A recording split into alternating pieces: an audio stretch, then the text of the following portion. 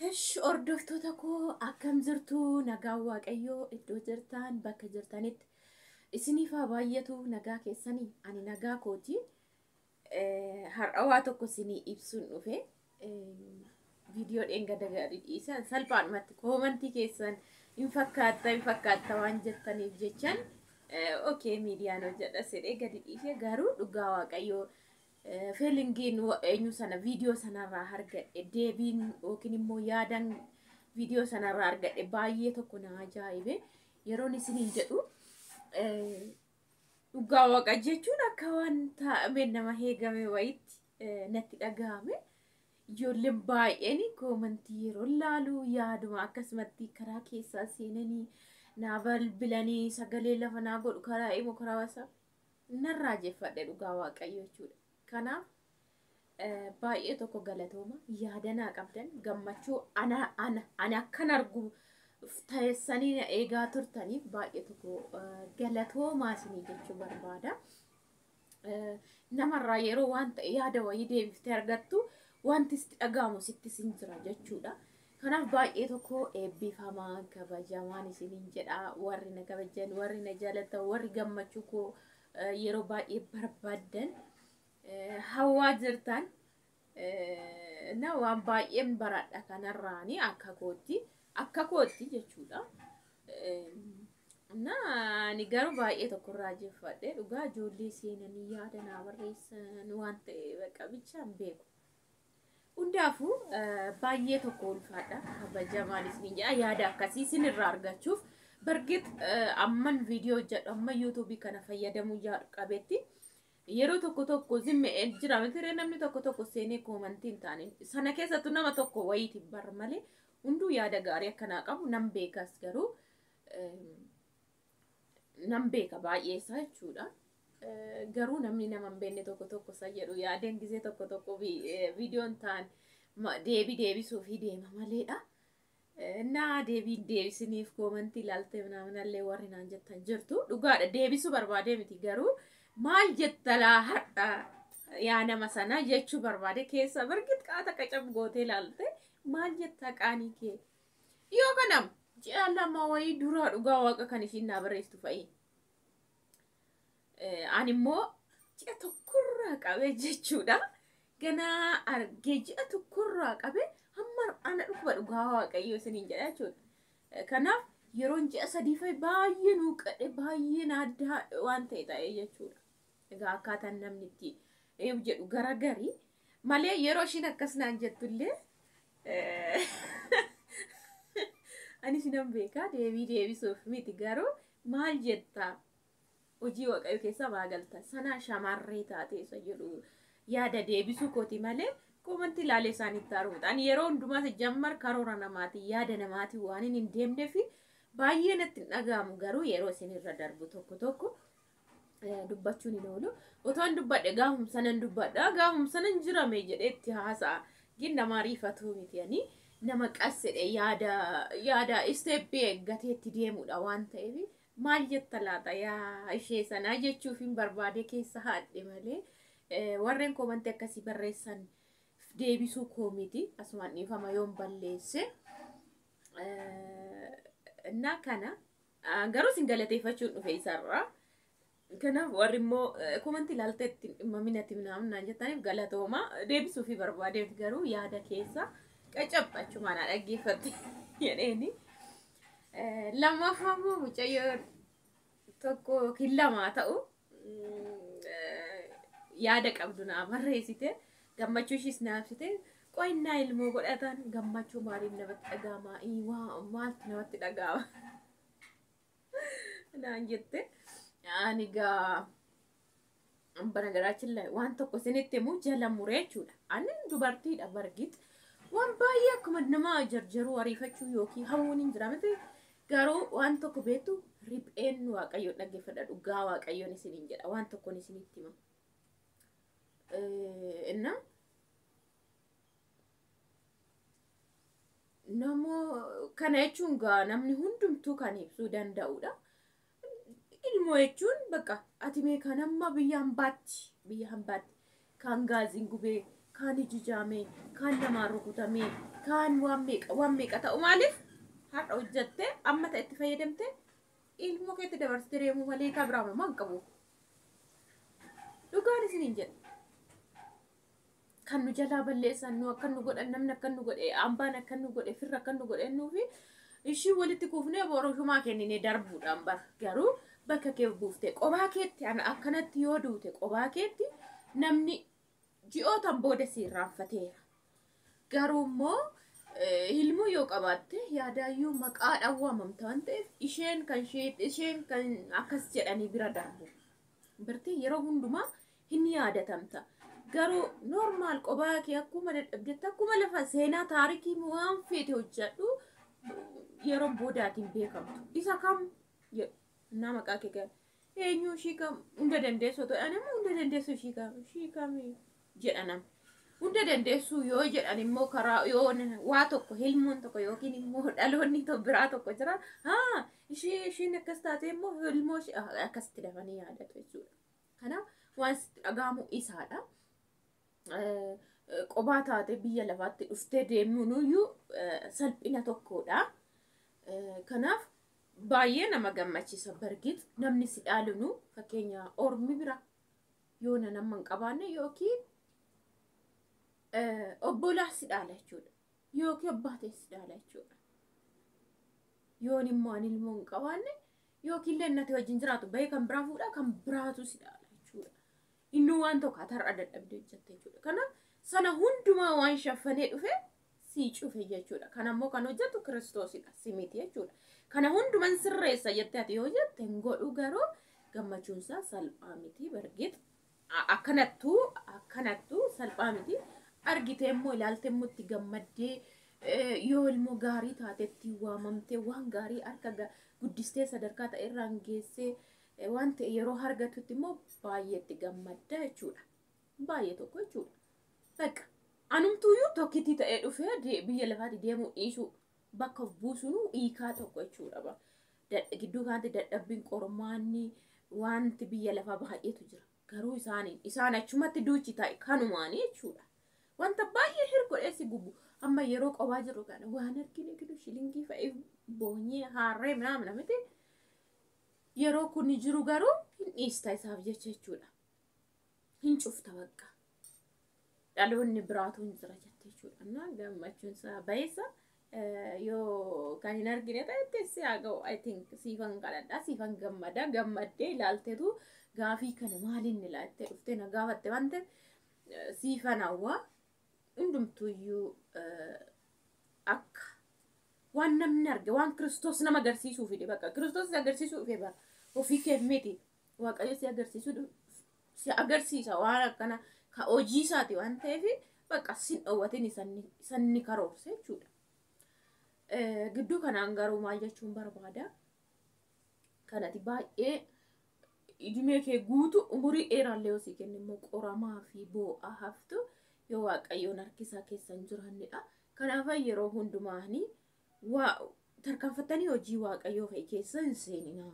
Of eeggannoo godhaa jedha. Anamma ijoolleen naannoo koo jiran arabaa galanii yoon salphise torban ta'u jechuudha. Yeroon isiniin jedhu ana walisoo yoon jiraadhe amma ammayyaa kaasee as walisoo kaasee asuma ana naannoo koo iddoo kanas kan jiran kan inni beeku kan dhufan isinuun beektu kan immoo ta'u mul'atiin viidiyoo irratti hafanii jechuudha.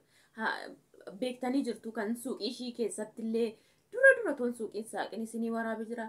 Dura immoo toon qophaa kireessee jiru mucayyoo tokko waa'ee masoobii warqii irratti hojjete tokko intalli sun sarabaa dhuftee engaddallee ammayyaa kan immoo miinzee tokko naa taate jirti.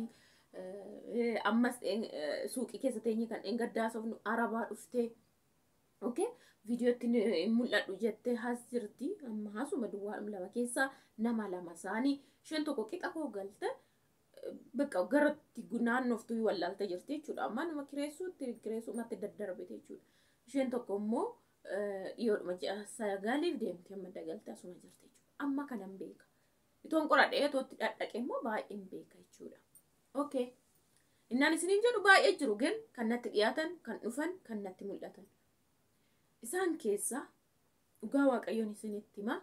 namni sadii dhiiga bu'a yoon isiniin jedhe na amantu. Isheen tokko waggaa 9 turteerti erga heerumte. 9 sadii wajjin heerumtee wajjin taa'aniit waadaa walii galanii churchitti biyya harabaa deemtee waggaa 4 hojjattee dhufte. Waggaa 7 mitire dhuftee amma waggaa 10 malee surumaa jechuudha. Dhuftee amma kun waggaa 3. Dhugaa Waaqayyoon isiniin jedha yeroo churchi seentu mimmaan ishiin buuftu I don't know namni sim jedheen bo'anni umaa quuqama waa'ee kanaan beekne jechuudha. Amma wajjin jiraatu ishii gidduudhaan gaara badeemte sana malee wajjin jiraatu wajjin asuma jiru manuma tokko keessa jiraatu kin ilmoo argachuu hin dandeenye. Otoo akka isaatii hamma arganii hamma nama sana guggudhanii daa'ima xixiqqoo laalanii hawwanii maal godhanii 50 barbaadu. Kin dideera maal gootu? Kanaafin waa'ee Waaqayyoo keessan galinaa isiniin jedha. Yeroo baay'ee churchii wajjin dhandhaa kaameraatti mul'attu. Qani tokko garuu waraabnira duratti wayiiti. Garuu churchis garaan zim jedheetuma normaal furdoodha. Akkana jira. Namni maal jedhe akka baaru bara. Baatti moo barumbaraan baatti moo mi'aan moo fittarteetti moo kuni ruurri akkana akkasitti kolfu dhugaa Waaqayyo yeroo tokko nafuufama garaashii dhuguma nama baatu fakkaata. እና ነው ጉያ ወለርግና አመጥቆ ወልራስ እንደማለ ዱዋል ለማታየ ጋዲስ ይከቹዳ አንኔ ኦጂ አይስ ቢዚ ዋንን ታውፍ ግን ቸርጂ የሮ ደጠ ሲትዱበታማ ኢሚማኒ ሺም ቡፍቱ ከነ ሲኒን እንጅሩ በቃ ከነ ሲኒን እንጅሩ አመለሳኑ ማቹ አማ ጉያ ዋቀዮ እንጅሩ ዋቀዮሞ ጎዴ ናማ ሲላሌ ቆሬ ናሙንዱ ማላሌ ኢሼ ሲላሌ ጋፋ ወጀቹ በርባዴ ሆጃታ وتركشي تأكا تشانيف ديمتي كنافن أركا كريستوس سوجتو كيسا هنقلي ناس نينجر يشين تقومو سي وقا توقوفي جي أرفافا كيسا جرد سي أسهدي الرابع ugawaaki سي أسهدي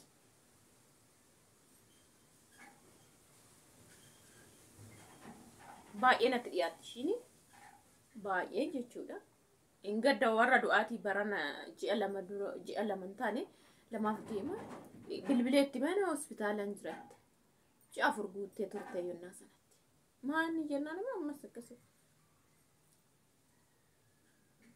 يرو سارجي كوسانا أكسما فيل تاي أكسما تيجي قرماتا نما كيس جرون بيتا سناشا مرن بيان بازر دا يرو كمان سنجراني أنا وانت وندرس وانجرو كريستوس تبيكا قارو الربا كيسن وانت سندبسوكا وانت أكاسوفتاني سنقوتشو جرات اللي يو جرات وفيقاتشا أسا باقياني مو كان قرما جران دبارا عربا ديبيا كواقا ساديتا أني ولي كنجرو وقاواك أيوني سنين جدا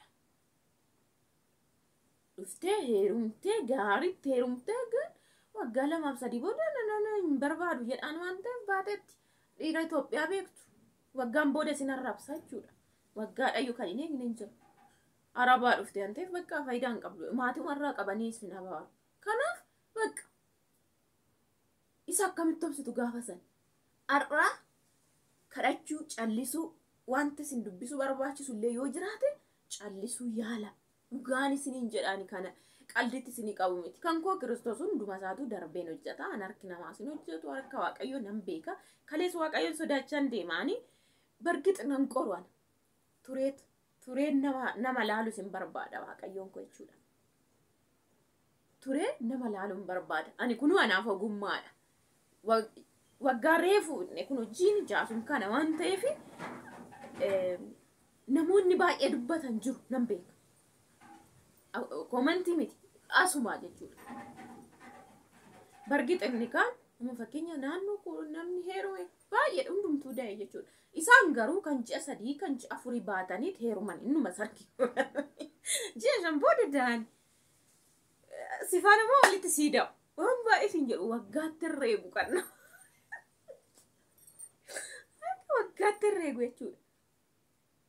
Kanaaf qormaata akkasii keessa akkamitti darbita yoo waaqayyo dhaggeeffatte bicha yoo zimmette nannaasa waan maallaqeteette iddoo kennite qasseet hojiisaa hojjeta zimmette jechuudha. Anamma engaddannaa maazariin du'an zim jedheen aguggadheen waan bal'aa kedheen deeme argita nama jaa gin jaa fixeera jechuudha. Gin umtuu narra deeme normaali bakka fofordachuu wayii waan hin naqeefi maleedha. Amma sinuma teessa naan jedhu kiristoosin namni naan hin jenne jechuudha. Amma satinuma teessa bakka normaalism jedheen waan babal'aa kedheen irratti dubartoota fakkaatee kootii kedheen deeme waan ta'eef minim umtuu waan irratti beekne. Anuma bukkeetti godhan ammas amma maateessa ammas mateessa naaminaan jedha. Ay yaadumaan qassi jechuun bayeessuu waan jedhan. Qassi jechuun bayeessuu waan jedhan. Dhugaa waaqa akkamitti deebise yeroo du'aa sana jechuudha yeroo maazariin isaa du'an. Warri immoo akkas afaan hin baafne achumatti ammasi muluuduu jedha jedhee na yaada. Muluuduu hin jira jedhee na yaada jechuudha. Innaa sana booda achi teessumni na dadhabsiisa na dhukkubaan akka malee dhugaa waaqan siniin jedha. Amma reefu na wayya malee naawul na dhukkuba. Bakka waan takka jechuudha. Booda silan naan taa'u cannaaqamu minaamina siistaroonni minaaminsaa firri tokko na jedhanu xinnoo ittiin tuqe malee gaafa duraan san jedhataa sa'anan yeroo baay'ee gaa hojii bartanii yommuu zimmettanii kana afaan teessan na cannaqan.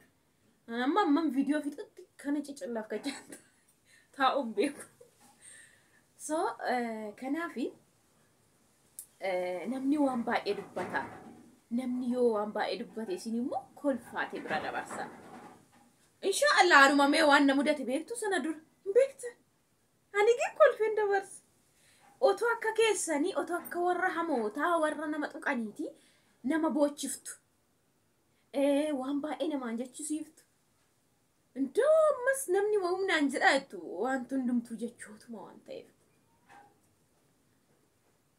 Utoon sitti madhe maallaa goota waanan ta'e. Uqachuu koo sababa rigii waa jechuu koo yookiin maalii otoo si toleessa maanaan gootu ammuma dhaduu taa'ee toon naasee maanaan gootu. Gin inni wajjin usuftee wajjin boochuu gaafa hojjete samjattee kolfitaa deebii isaanii akkanumatti ta'a. Itoo atarrabaan dubbatin deebii isaanii ta'a jechuudha warra hamootaaf. Waan akkanaa keessa abadan dhaloota kootiin kiristoosin yeroo hundumaa ammoo kan isin garramu dubara irratti maaf dogoggorte jedheen dubbadhuan maaf ta'uu dideen jedhu garuu yeroo tokko namni yeroo dubbii isaa irratti yoo dogoggore illee yoo jalaa waan tokko feelta illee dubbiidhaan immoo hamaa yoo dubbatuun maaliif jedhee dubbadhaani malee an shamarran irratti dogoggorte gaariin ta'ee fi amaan ta'ee daandiin kallattiin harkaa badeedha kana goote kan arraban dheeradhu dhugaa waaqayyoon isin jedha. Yaadota bal'aa namaa laachuun ala jechuudha. Maaliif yoo hamaa dubbatte yoo eenyu jette gaafatti eenyu jettu tokkotu jira jechuudha. Gaafasii ol kaamu tokko jechuudha. Kanaaf sagalee dheeressita jettanii gizee baay'ee natti himtaniiru sagalee illee isinitti dhiyeesse yaada qabdan naa barreessa garuu waan isin galateeffachuun dhufe asuma yaadas immoo taalli isinii gochuun galanni kiisii dhufe isin galu waan ta'eef akkan isinii baasu gaaf tokko akkan isin irratti dubbadhuuf immoo yaada kana fudhatta. Yaada kana fudhattan immoo anaaf isa gammachuun jechuudha. Ani waan keessa darbes qaqqabe anaatu beeka anaaf naa ta'e anaaf ta'ee jira namaaf nan ibsa garuu isin obbo isteeppii ta'erraa ta'etti ce'uudhaaf obsa akkamii isin barbaachisa dhokannaa akkamii isin barbaachisa callisuu akkamii dhofkachuu akkamii isin barbaachisa isa jedhu asumaan keessa xaalisni isa kanatti of fayyadamtan garuu wanti isin jalaa laammanni xinneettu hin jirtu dhugaa waaqan isin hin jiru. Caalatti galu garuu jechuudha hojii waaqayyoon keessa hojjechuu isaan alan taane tokko arrabni baay'ee gadhee waan ta'eef of eeggachaa deema dhugaan isin hin jedha jechuudha. Inna anamma shamarran sadan sana boo'an ani dhugaa waaqa yaaddoo keessa nagalchuu naa tokko dhugaa waaqa baay'ee tokko jechuudha. Tokko sasuma suuqii gannaa sanan dhudhufti akka maleedha. otoon dhukkubin dura dhufti akkamalee dhufti garuu viidiyoo waraabduu qattuudha waan ta'e taate waan ta'e baay'ee dhukkubee dammaan asiniin qabee inna sammuun ayyaanaa tokko feel ta'e jechuudha shiis ግን አማ መከራ መቀኛት ዋን መቀጀ ሆስፒታል ደደቅጤ የሮ ፌል ታውሞ ሰልባት ፌል እና የደን ከነ ሰልባት ሲና አመዱ በርቲ ዲስ ተቆቲ ሰነ ቦዳ ሚ እንሰራ ኪሳዳ ጋፋ ሰነ ዋንቲ ሲንታኔ እንጅሩ ጋኒ ሲንጀዳ ዋንተ ጋፋ ዲሰን ቆዳ ሲኒት ፈየደም ጋፋ ሰነ ሲኒት ፈየደም ወሪ ዶክተሮታ አይቹላ እንጂ አሰዲ አፍሪ የሮ ፌል ጀላታው ይቹ سون تلسنا مود ديبسني ما جاني أبدا قبت ديبتي مو الفتاة وندندس وتي وانت في يالين أما جاجات قوم كما يوجدني إنه ترتمو يروجتو غافا كسي سرسني في أكا لفين كي ستفسون تراجع مقول أني في عمي أني بيكو مبودا إنفكشني أني ما دوفتي مالتاتي غاوا كيو بقى كان أني مو يوتو كامتن سلباتي يادينا baroota waggoota sinarkaa fudhata iddoo waan gaarii barbaada waan ta'eef kun kanaaf mucayyoo suniin boochi dammaana si torbee tokko ciiste sana booda baay'ee kaameeraatti gonkumaan sittu suuqii garuu guyyaan buna dafifannee dhugnaa yoo dhugaa waaqayyo umaan hojjettu si yaada keessa galtee birris waan amma kana qabdu miti namatti dhuftes immoo haariidhaan kan duraa birrirraa nyaate haariidhaan kan biraatti heerumte waan ta'eef nama noormaalii guyyaadhaan waan taate argatu waan ta'eef bataam dhugaa zigninni nama godha na kanaafi waaqayyoon kadhadha ani immoo shamarran biyya arabaati baay'ee cufif jedhaan dhugaa baay'ee tokko jechuudha baay'ee tokko qififeedha jechuudha kan isin immoo dura dhokachuu qabdu dura waaqayyoo faana walii galuu qabdu duratti gungumuu qabdu karoora kwarraatu intaan isa boruu ko isa kamuu keessa harka kee qofa jettanii haasa'uu qabdu so erga akkas jettanii inni yeroo isaatti in hojjata yeroo isaatti jechuudha tak anotoon akkana areen koomentii san argeen dhufee gaafsan yeree isines adumna barreessu dhiistanii bira darbitanii isheen haasofte hani haaree aarii manatti simmoon man sukkuum mun agabbaan hojii ishii oomita haasoftu shiinoo ishiin ana miti ishii waaqa miti akkasittan salphisee bira darbaa jechuudha ishi arraba sanaan hojjetta maal jetti kaasheen hin beeku ishiidhaaf deebiidha boroo maal gooti qoramtee olaata sana ammoo dubarro toon heerumiin toon dayin wayii biyyaa baan dhugaa waaqan isiniin jedhaa dhokadhaa waaqayyoon kadhadhaa dhokadhaati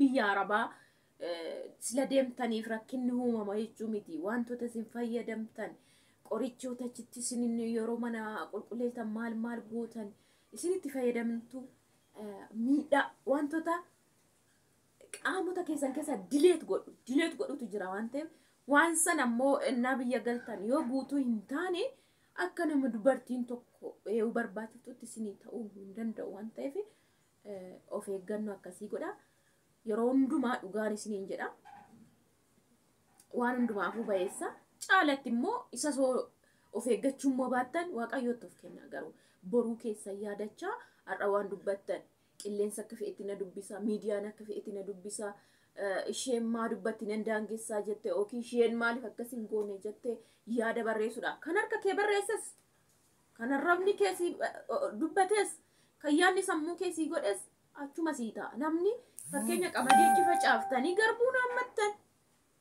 xaafii facaaftanii immoo garbuu naammattan garbuu facaaftanii xaafii naammattan sanuma hin tura malee jechuudha karaa dubbattan sanaan illee isinii deebisuu dhiisa malee indeebi'a hojichi kanaaf of eeggadha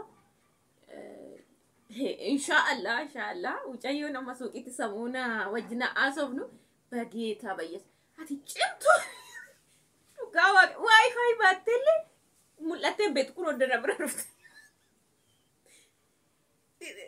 bageetaa kaachuuf deemti midhaan dhugaa waaqa isa beekaa kolfite viidiyoo waraabdu malee kaachuuf deemti jechuudha maaliif argiteetti hidhaa namni kanaaf galee dhokataa hidhaa namni kanaaf galee ati dhugaa waaqaa hadhattee cimtee akkaati jiraate akkaati miidiyaatti mul'atte akkaati jiraate yoo nabicha dhugaa waaqaa naan jette ati naan jette kanaaf isinitti fakkaate warrillee haalatti duraan miidiyaa saaqanii galanii dhugaadha achumaan itti fufu miidiyaa daatas bitanii kaffaltii achi argatan irraan achumaa baduu didu malee warri kaan hin badu annan beeka 100%.